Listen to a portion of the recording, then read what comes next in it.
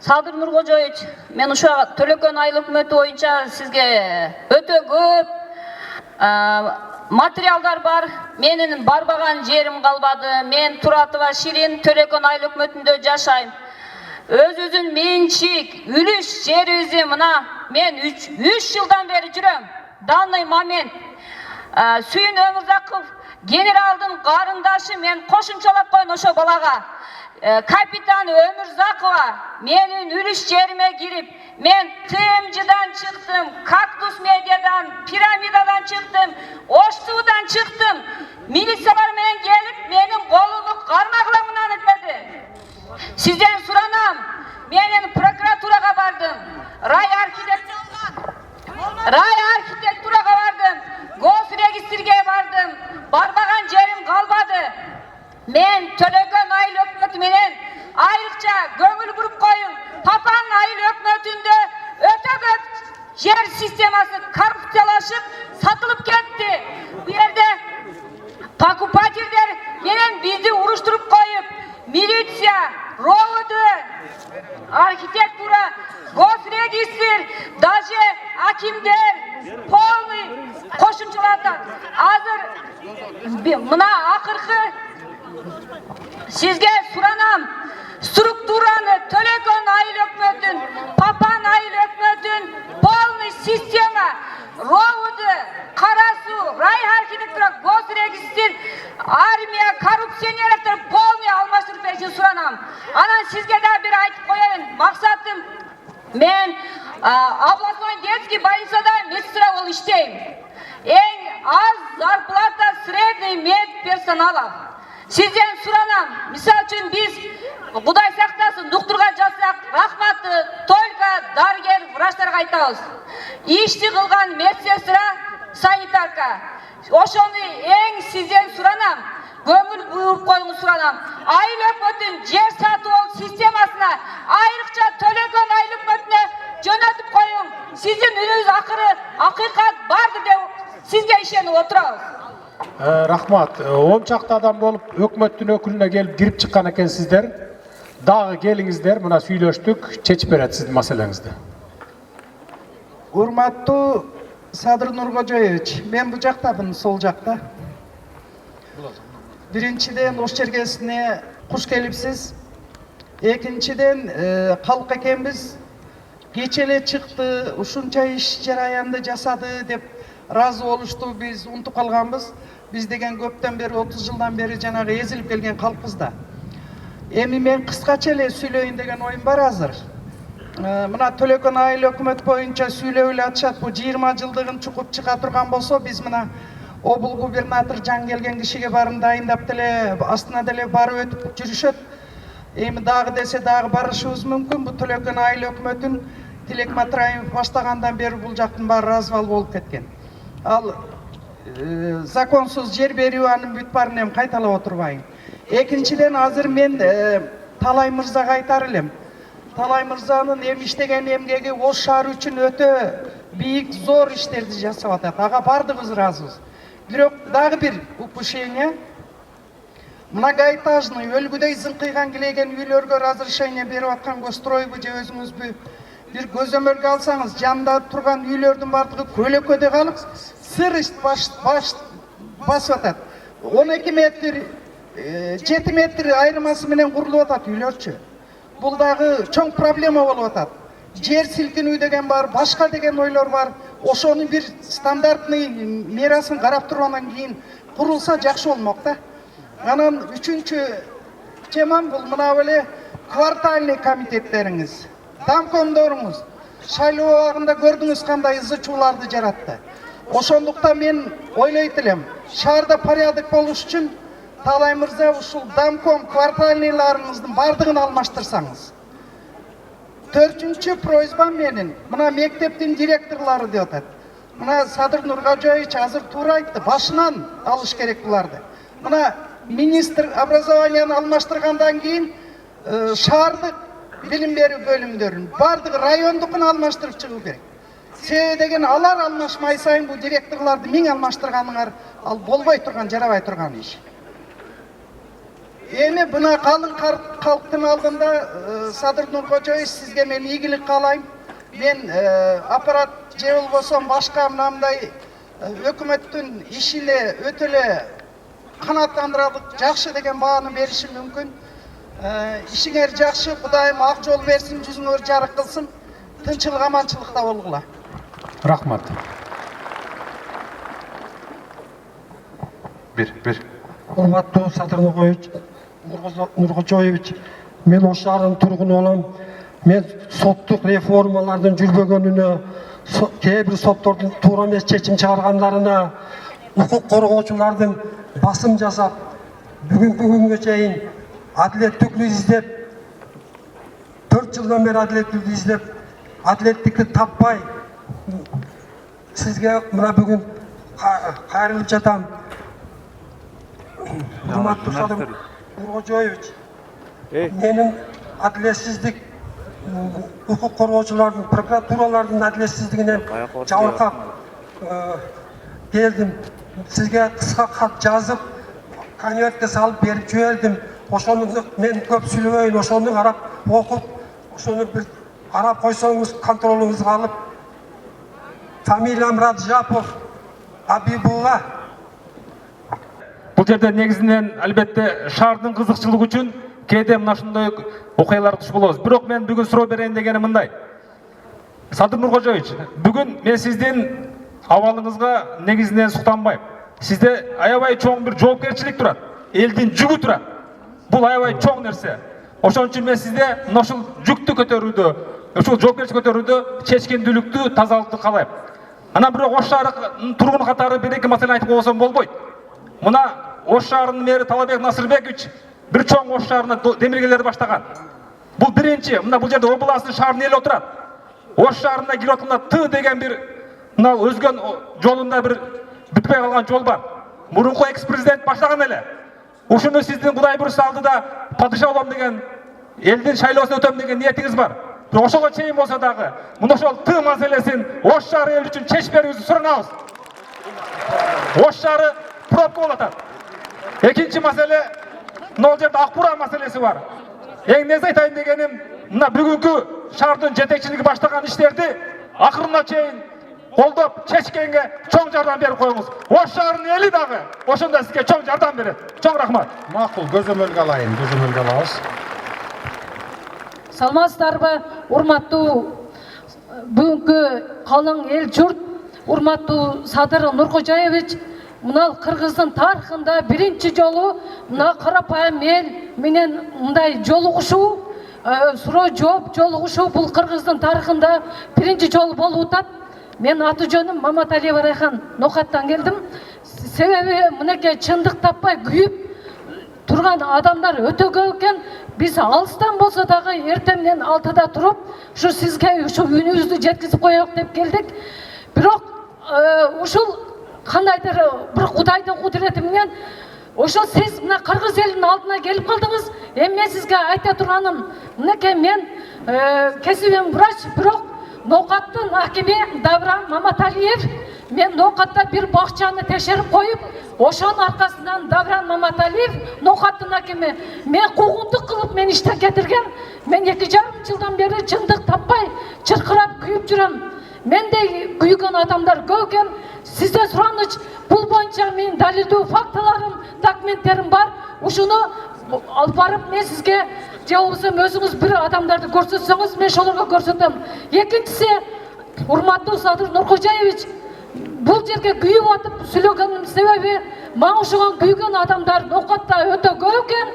Алардын эмеси, мисалы Нокаттын прокурору Бекташев Калмамат бир топ жемкорлорду коркуп, жемкорлорго жардамдашып, жемкорлорду жаап жашырып, Нокаттын прокурору Бекташев Калмамат ушундай мыйзамсыз иштерди кылып атат. Ал Бекташевдин орун басары мыйзамсыз иштерди кылган, 2 жол сөгүш алган Ташкулов Курманбек деген. Бул дагы 2 жол сөгүш алса дагы ошо Нокаттын прокурорунда отурушат.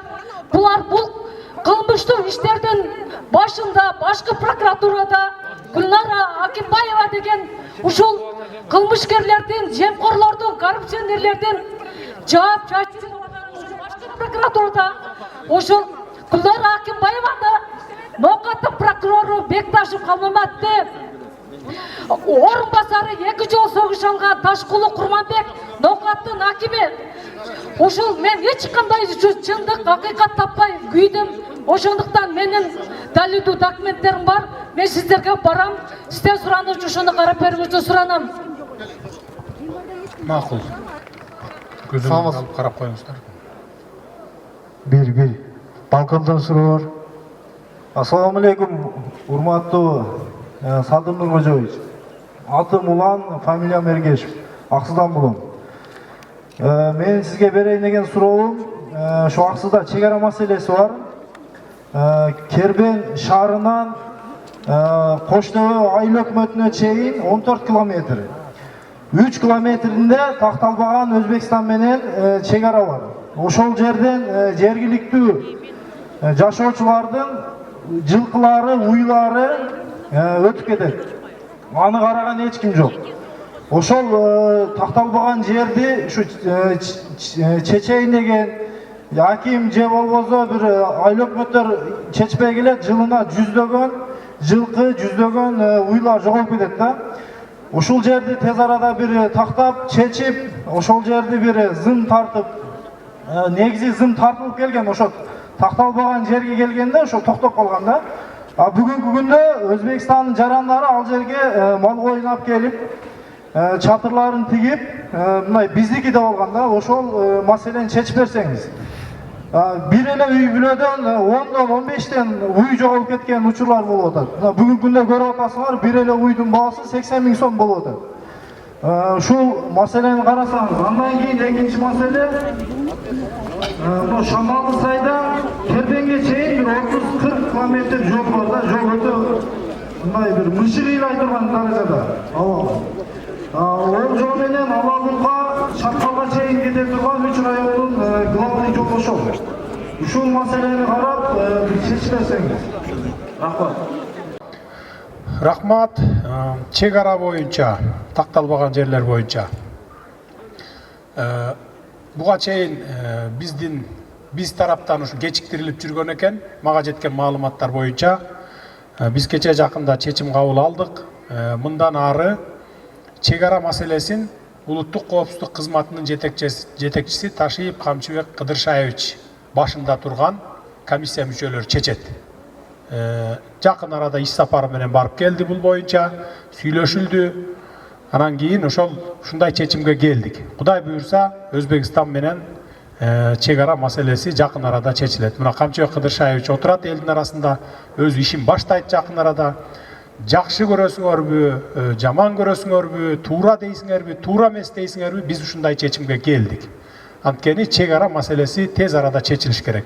Чегара маселеси чечилмейин тынчтык болбойт. Мына ушундай чечимге келдик да. Кудай буюрса чечебиз чегара маселесин. Жол боюнча болсо биз тактайлы, көрөлү, баарын изучать этип туруп, анан кийин сизге жооп беребиз. Жолдор боюнча бюджетке жараша болот да. Коррупцияны түп тамыры менен жок кылсак, бюджетибиз көтөрүлөт. Ошондо жол да жасалат, ошондо мамлекеттик кызматкерлердин эмгек акылары дагы көтөрүлөт. Ошондуктан бир жарым жыл, эң ашып кетсе 1 жыл белиңерди бекем бууп, мамлекеттик кызматкерлер чыдап тургула. Чыдагыла, 30 жыл чыдагансыңар, эми 1 жыл чыдап койгула. Андан кийин ошо 1 айдан 2 айга жеткидей кылып, эмгек акыңарды көтөрүп беребиз. Ал үчүн коррупцияны жок кылыш керек. Ага сиздер дагы, мына эл дагы карапайым калк, жардам беришиңер керек жок кылыш үчүн. Бир кишинин колунан эч нерсе келбейт. Анын үчүн бардыгыңыздар жардам беришиңиздер керек. Урматтуу Садыр Нуркожоевич. Менин фамилиям Газыбеков Турсунали. İşinizden çok ülkeleri kalmayız. Kuray Canlar, Maneke, Karapay'ın elini ünlüden uzaktan mezgiye kelip fazla okşoy. Urmatlı Sadır'ın kolayız. Öde koyun ulu koyunuz.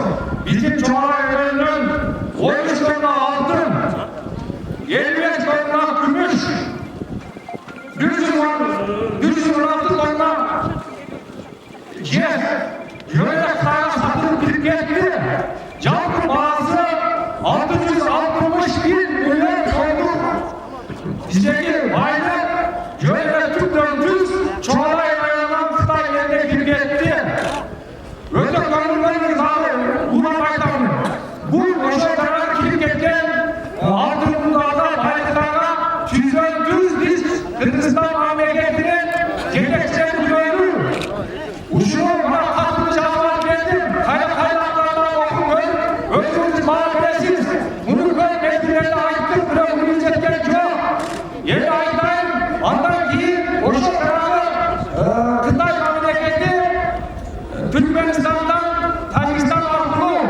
Çoğalay Köyü'nün yerinden Gazaprov'a talim edip etmatan, alt Gazaprov'a götürüp etmatan yerlerdi Tacikistan memleketi, bazı yerlerden kollarını görüp, teşhir, has memleketlere çokları gösterip yatar. Anadolu bizim çoklarının göstermesi olmak için, bizim Arap'tan, Laksakay, Dikkaçlık'tan, yer faydalandırılan yerlerin varlığını, o şey Gazaprov'a kanunu, yerimizden yerine satı aldı, yerin götürüp bölümü, kıtaga ücret satılıp ketken, özel farklı bölümdürüp, usul boyunca kimler kim kanday işlerini almakla, usul boyunca bir kamsa yönetip, altın keçeler usul yönetip görülür. Anlarsın kanı, o şey çıkan altın kendi çarçak bölgeler varlığını, ilgili isyancılarının kamçilerin, mindeler yetler yerlerin varlığını isyancılarını koyman, urmatlı sağlıklı boşayın, öte sağlık meseleye, tedavi işi boşayın, ciddi çıkarın, yetkili kurulmasının çektiğini hareketleriniz. Buna gelin. Anam, 3. Norveç'ten gelen dersem, Kırgızstan memlekette varlığını birlikte tanışan, en gönüllü tanışaraklar versesi, siz birlikte karşılıklarla kalmalı kuyruğusuna yetasınız.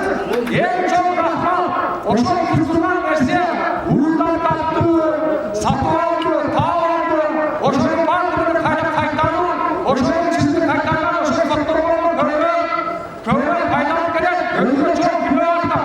Yerine aydan gelin, o çok tarafından gelen, özgürlüğe akılları şerefine gelsiz, o çok ünlüden başlar, geçenden başlar, cihittir çıkardım, karacağım siyamanı, sen bilenler var mı böyle? Mahtum gidek canavını, ay canavını sen o şöyle var mı böyle? Daha karacağım canavını, hayran kaytarım, aktarım, sen sen toplarsın. Cem yerine bana taşıyıp koyuyorsun, peşine canavını, daha işte şu boyunca götürüp Akimler kadar özlerinin işine kaçıp kalғандығын ясына біліп қалам.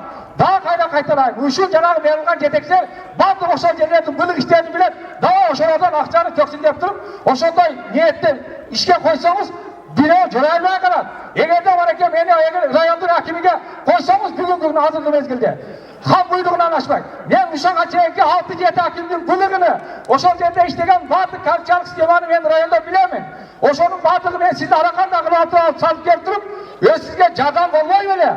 Sizge en bir жақшынақай нерсе ушул болуп атат. Кем ушуну колдонуп сиздер суранайын. Мынакей мени аким кылып азыр сайлаңыз, мен азыр мени иштетүүгө даяр элем. Мынакей мен кагазымды жеткирем. Рахмат. Урматтуу эл журт. Биздин азыркы түштөн кийинки сапарыбыз Жалал Абадка болот. Андан кийин эртеңки сапарыбыз Алабукка Чаткалга, именно сиз көтөрүп аткан маселе боюнча алтын, күмүш, жез чыккан кендерге барабыз. Барып мен өз көзүм менен көрүп ал жерде ошол баякы тополоңдо талкалап өрттөп ийген дагы моменттер бар экен. Ошолорду жандандырып ишке киргиздирүүгө элден суранганы баратам. Анан бул маселе боюнча биз жаңы лицензияларды берүүгө мораторий жарыялайбыз. Бүгүнкү күндө иштеп турган алтын кен ушундай кендердин баарын мындан ары дагы иштетебиз дагы.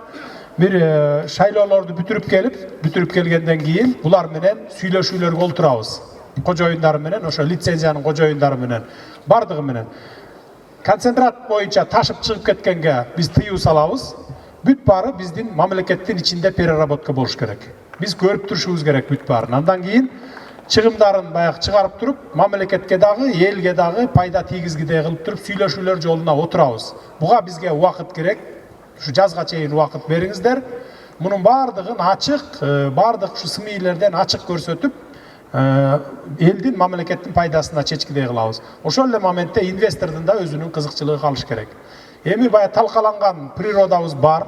Аны талкалап салышкан бүгүнкү кезде ар бир ошо иштетип аткан заводдор. Эми аны кайра калыбына келтириш өтө кыйын. Ошондуктан булар бая ишин улантып, бирок түшкөн пайданы баарын ташып чыгып кетпей, бизге, элибизге, мамлекетибизге дагы калтырыш керек, пайда келтирип. Бул боюнча мына мен эртеңки сапарым ошо Алабукка Чаткал болот. Алайга дагы жетебиз, кичине убакыт бериңиздер. Анан эми туура көрсөңүздөр, азыр биз Жалал Абадка чыгат элек, суроолорду кыскартсак, бул жерде мага кат жүзүндө да суроолор келди. Мунун баарын мен өзүм аппаратыма тапшырам. Интернет аркылуу же болбосо мындай өкмөттүн өкүлү аркылуу жоопторду беребиз. Анан эгерде бизге арыз муңуңуздар болсо, жанагыдай мына өкмөттүн өкүлүнө кайрылыңыздар, шаардын мэрине кайрылыңыздар. Эгерде булардан жыйынтык болбосо, анда түздөн түз биздин адреске жөнөтсөңүздөр болот. Почтабыз бар, ак үйдө ошого таштап койсоңуздар сөзсүз түрдө бизге жетет. Мурункудай жетпей калбайт, басылып калбайт арыздарыңар, суроо талабыңыздар. Эми кийинки жолу ушканча чейин саламатта болуңуздар. Эл журт тынч болсун, мамлекетибизде тынчтык болуп, бакубатчылык болуп, токчулук болсун. Рахмат келип бергениңиздерге.